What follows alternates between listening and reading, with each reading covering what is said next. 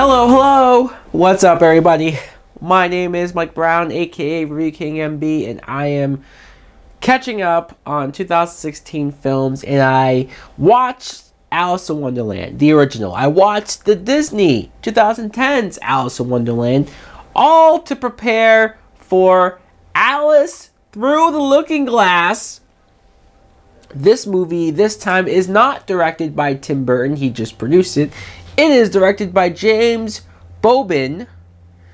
And the plot is, it's been about 3 years since the events of the first movie, where Alice, once again played by Maya Wasikowska, she's been voyaging around the world, sailing the seas with her father's ship. And when she comes back home, it all gets taken away from her. Everything's falling apart because when she goes back to Wonderland, the Mad Hatter is depressed. And he's not only depressed, but it's the depression is slowly killing him. He's upset because he believes that his parents, his family, is still alive, even though they were thought to be dead. And so Alice has to go back in time and save his family and save the world. Now, what I thought of this fucking movie was just that. Fuck this movie. I know 2016 may not have been the greatest year when it comes to consistency with movies, especially big budgeted movies, especially sequels to movies. I feel like watching as many movies as I had, whether it's the summer or hell, nowadays it feels like there's a big budget movie every season of the year. I've been disappointed. I've been so disappointed countless and countless times. In this movie, I wasn't even really looking forward to it at all. It's almost like this movie was made to make that first Alice in Wonderland look better in comparison, because honestly, it does at this point. You have Maya Wasikowska as Alice, and you know what? She's fine here. I'm not really going to shit on her or complain about anything that she's doing, because she doesn't really do anything wrong. She is trying to do what she can with this script, this horrible, horrible script.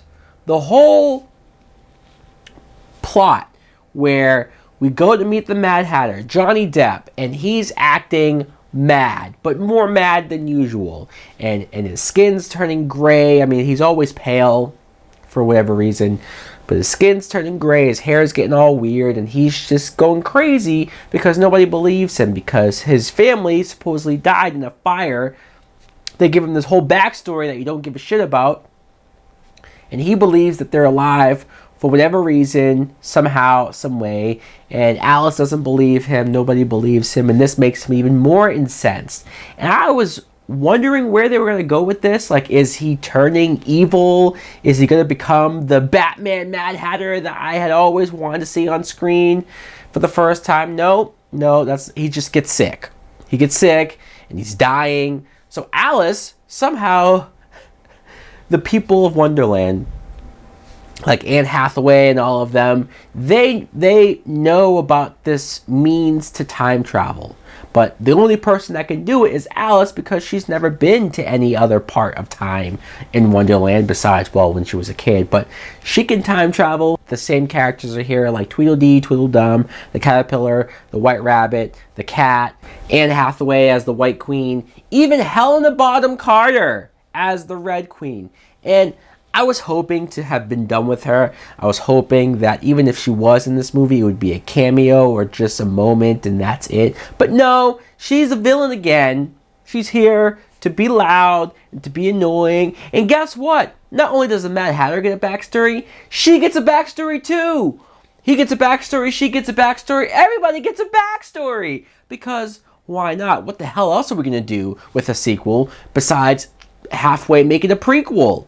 And they're going to tell the origin of not only why the Red Queen hates people and is as mean as she is when we met her in the last movie, but we get an explanation, an origin of why her head is so big. Mind you, probably one of the dumbest things that they did with this character even in the first movie, was have her head the size that it was. It looked goofy, it looked silly, and maybe that was the point, but the CGI didn't look good at all. That you could see just the weird effect around it, and it took me out of it every time she's interacting with a normal looking character. It never looked right. This movie tells the backstory on when she was a kid. You want to know why her head is so big? This is the genius writing that they decided to come up with. She fell and hit her head. She hit her head, and her head swelled up, got big, but I guess never healed. The swelling never went down. Why? I don't know. But we do get one new character, though. One new character. Sacha Baron Cohen plays Time. And I remember Sacha Baron Cohen when I used to have a lot of respect for him and find him hilarious and thought he was so original with his comedy.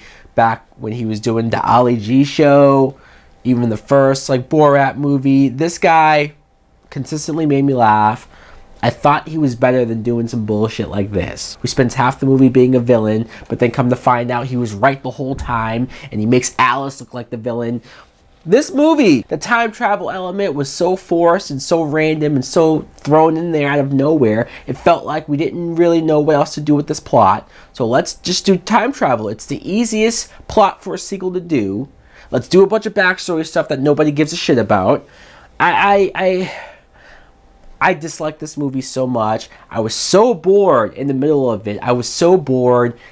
I checked out. You ever watch a movie and they're throwing so much at the screen, all of the special effects galore is going on. You can tell Disney spent an ass load of money into this film. You just saw money pouring onto the screen.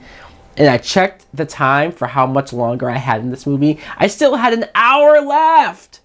And I was that bored already. This movie, thankfully, the only solace I can have with this movie being made is that it bombed as hard as it did, that nobody else gave a shit about going to the theaters. For some reason, the first Alice in Wonderland made a crap load of money, but the sequel, people smartened up. People realized we don't have time for this bullshit anymore. Unfortunately, I tried to give it a chance and just see my curiosity. I saw what it was, and it was as bad as I thought it was going to be. It was terrible. I hated it. Fuck this movie! That's my rating for Alice Through the Looking Glass. Hopefully this is it. We're done with this universe. They tried so hard to make it something special, and it does not work. Doesn't.